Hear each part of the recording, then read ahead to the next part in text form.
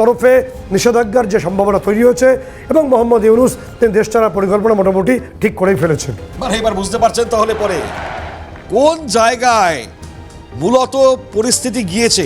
আমি সত্যি মানে খুব অবাক করা জায়গা, মানে এর আগেও পরিস্থিতি মানে তিনি জানেন সবটা।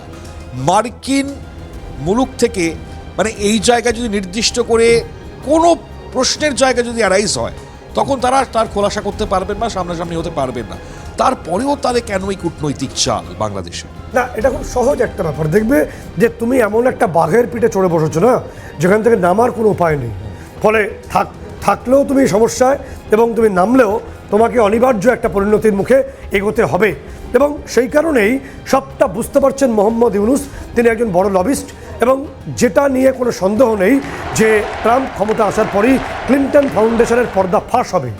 এবং পাশাপাশি ক্লিন্টন ফাউন্ডেশনের অর্থ কিভাবে এসেছিল, গ্রামীণ আমেরিকার অর্থ কীভাবে ক্লিন্টন ফাউন্ডেশনে গেছে, মোহাম্মদ ইউনূস কীভাবে তৃতীয় সর্বোচ্চ কন্ট্রিবিউটার হয়েছেন ক্লিন্টন ফাউন্ডেশনের, তার যিনি ব্যবসায়িক দোস্ত, ব্যবসায়িক বন্ধু অর্থাৎ হিলারি ক্লিন্টন, তার ভূমিকা কী ছিল। এবং নির্দিষ্টভাবে ইউনূস বুঝতে পারছেন যে এই যাত্রায় তার আর কোনো ছাড় নেই। এবং জানিয়ে রাখার প্রয়োজন রয়েছে যে ছবিটা উঠে আসছে একে একে আরো তোমার থেকে এই ছবিগুলো জানবো। আন্তর্জাতিক সম্পর্ক বিশেষজ্ঞ দেবাশিস নদী তিনি টেলিফোন দ্বারে রয়েছেন। দেবাশিস, তাকে স্বাগত জানাবো। সরাসরি তাকে প্রশ্ন। একদম দেবাশিস বাবু, আপনাকে অনেক স্বাগত। যে প্রশ্ন মণিময় করছিল আপনাকে একইভাবে এগোবো। যে তথ্য আমরা পাচ্ছি, 20 তারিখে শপথ নিচ্ছেন ডোনাল্ড ট্রাম্প এবং 21শে জানুয়ারি নির্দিষ্টভাবে সুইজারল্যান্ডের উদ্দেশ্যে পাড়ি জমাচ্ছেন মোহাম্মদ ইউনূস। সম্মেলনের দোহাই দিয়ে ফিরবেন কিনা সন্দেহ আছে। এবং একই সঙ্গে দেবাশিসবাবু তার ছোট কন্যা নির্দিষ্টভাবে তিনিও ইতিমধ্যে অর্থাৎ ডিনা আফরোজ ইউনূস তিনিও 13ই জানুয়ারি দেশ ছেড়েছেন, একটি ইউরোপের কান্ট্রিতে তিনি চলে গেছেন। ফলে সপরিবারে দেশ ছাড়ছেন ইউনূস। ফলে একটা পরিকল্পনা ছাপ পাচ্ছি আমরা। ফলে গোটা বিষয়টা কোন দিকে এগোচ্ছে এবং এই উপদেষ্টা বা তদারকি সরকারের বাকি সদস্যদের কি হতে পারে? দেবাশিসবাবু। হ্যাঁ, দেখুন, মোহাম্মদ ইউনূস ক্ষমতা আসার পরে ঘরের বাড়ি চাকরি ছিলেন।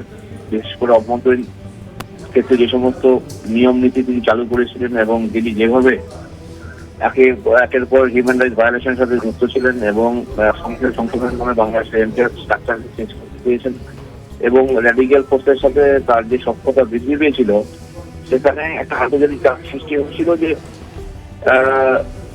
যে মোহাম্মদ ইউনূসের সদিচ্ছার অভাব রয়েছে কোথাও সন্ত্রাসবাদ দমন করার ক্ষেত্রে। এবং মোহাম্মদ ইউনূস এই জামাত ইসলাম এবং অন্যান্য সন্ত্রাসবাদী গোষ্ঠীগুলোকে যেভাবে মদত দিচ্ছে, তাতে করে দক্ষিণ এশিয়ার এন্টায়ার সিকিউরিটি চ্যালেঞ্জের সামনে এসছে। এবং ট্রাম্প ক্ষমতা আসার আগে থেকে বিভিন্ন সব বার্তা দিয়েছেন কেন বাংলাদেশ হিউম্যান রাইটস ভায়োলেশন হচ্ছে, কেন গণতন্ত্র প্রতিষ্ঠা হচ্ছে না, কেন নির্বাচন হচ্ছে না। সুতরাং এই চাপের জন্য ট্রাম্প যখন মানে